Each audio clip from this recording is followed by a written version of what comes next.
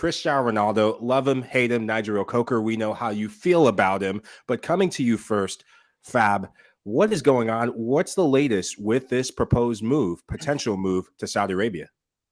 Yes, it was a busy day around Cristiano Ronaldo's name because we had some rumors saying the deal was done and completed with Al-Nassr. So I was checking today on different sites, on club side, on player side. And what I'm told is that, as we already said last week, there is an official bid from Al-Nassr. At the moment, is the only serious bid on the table for Cristiano Ronaldo because there are no negotiations ongoing with European club. And this is why Al-Nassr are confident to sign Cristiano Ronaldo. It's an incredible bid. It's a historical bid, I would say, because it's the biggest salary in the history of football. 200 million euros per season until June 2025. So 2-year-and-a-half deal, 200 million euros per season. There is an important point that we mentioned, that is part of this salary would be in commercial deals. So it's not only guaranteed salary, but part of it is in commercial deals. And this is why the lawyers of Cristiano Ronaldo are checking the contracts to see how to manage it with the image rights. And this is a key point. So the negotiations are still ongoing. Cristiano, from what I'm told, has not accepted yet the proposal, but it's the only one as of now. So let's see if some European club will decide to jump into it in the next days. What I can guarantee is that Cristiano Ronaldo is not going to sign, accept, or agree any contract during the World Cup. He wants to focus on Portugal. He wants to focus on the World Cup. So now the deal will not be done, but Al-Nassr are the big favorites to sign Cristiano because it's a crazy bid and because they are, at the moment, the only ones negotiating for Cristiano Ronaldo. Fabrizio, that's so good to see you here and listen to you about all the transfer. It's always fantastic, and so good to see the inside of every single movement in all the world, because not only in Europe. I want to ask you about, we've been praising so much Jude Bellingham in the past couple of days or the past couple of weeks, because he's been very, very impressive, and people start talking about Nigel was asking me the other day, listen, how good is him to be in the Premier League or be in La Liga or be in the Bundesliga for a long time? What it would be the best place to go? And my question is he ready to move? Is there a lot of rumors talking about his movement, and how will be the tag price? Because definitely he has to be rocket. Yes, first of all, of course, I agree with you. This player is absolutely special, born in 2003, and his numbers are insane. So he's fantastic. And yes, to answer your question, yes, he's ready to move. I think he will leave Borussia Dortmund in summer 2023. Borussia Dortmund were still hoping before the World Cup to keep Jude Bellingham for one more year, maybe extend his contract with the release clause and let him leave in 2024, as they did with Erling Haaland. But now with this performances also at the World Cup, they know that it's going to be more than complicated to keep Jude Bellingham. So yes, I see him leaving in the summer. There is a big difference with Erling Haaland race. You remember that for Erling Haaland was just a race on player side because there was a release clause for 80 million euros. So there was no need to negotiate with Borussia Dortmund. It was only on player side. And this is how Manchester City signed Erling Haaland. Now we have almost the same number of clubs for Jude Bellingham. But in this case, it's also time to negotiate with Borussia Dortmund. So Dortmund didn't want to put a price on Jude Bellingham before the World Cup. They said, let's pick in January, in February, in March. Bellingham will stay in January. So it's for the summer window. Let's take some time and then decide the price in January, in February, after the World Cup. Smart move, I would say, because now I think the price is way more than 100 million euros, the rumored price before the World Cup. But we have to include many clubs in the race. For sure, Liverpool. Liverpool will do a revolution in the midfield in 2023, and Jude Bellingham is the priority target for them. I want to include Real Madrid because Real Madrid are thinking of Jude Bellingham. Let's see what Toni Kroos decides to do. Luka Modric. There are many players in doubt on the future of Real Madrid, and this is why Jude Bellingham remains a top target for Real Madrid. I would include Manchester City because they will go for a midfielder too in summer 2023, and they want Bellingham. At the moment, it's a bit more complicated for Man United. They would love to sign him, but it's more difficult for them. So these three clubs are the three big favorites.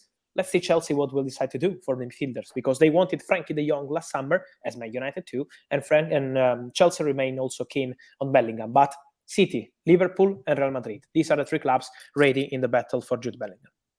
Fabrizio, the man that knows it all. Two questions for you, because one is just not enough for you. I know your time is precious. Just to go back to the Ronaldo thing, because I've said it before, I want you to clarify it. I personally believe that Ronaldo wants to stay in Europe Forget about this money's being offered. His thing is about staying in Europe, and it's about competing against Messi and going for records for the Champions League. Is that something that you personally believe? Yes, I agree with you. I think He that wants a European club.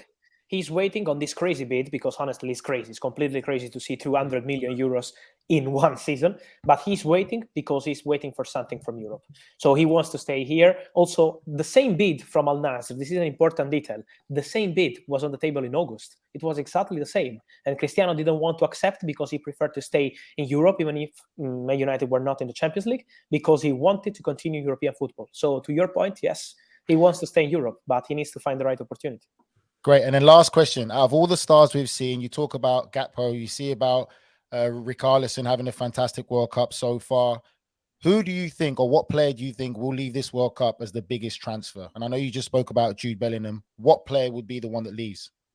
Cody Gakpo, I would say, because Gakpo was on a very good level in the summer already, also in September, October, very good numbers with PSV Eindhoven, but scoring 3 goals in the group stages, doing very well in the following game against the USA. And then now let's see what he will do against Argentina, but I think his World Cup was absolutely impressive. And if some club had some doubts on spending 50 million on this player, because, they can think he's a Eredivisie player, he's maybe not ready for the top level.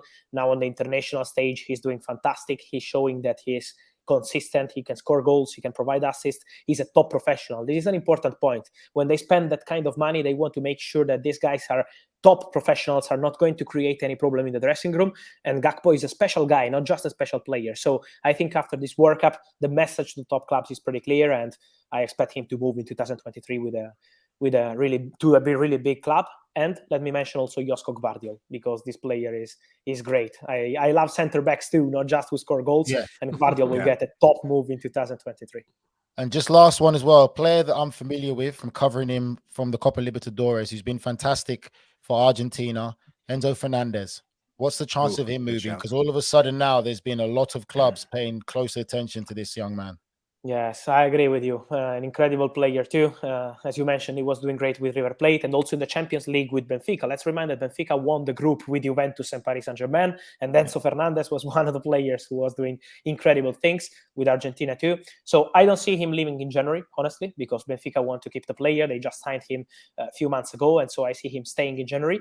But in the summer, there will be many giants jumping on Enzo Fernandez. All the clubs I mentioned for Jude Bellingham also have some plan B in the list, and Enzo Fernandez is in the list of many on those clubs because they know how special he is. There is a point. He has a release clause, and it's a release clause that I'm told is 120 millions.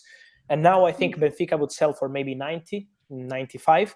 But if he continues like this with Argentina and with Benfica in the Champions League too, I would not be surprised if the price would be 120 millions, the release clause.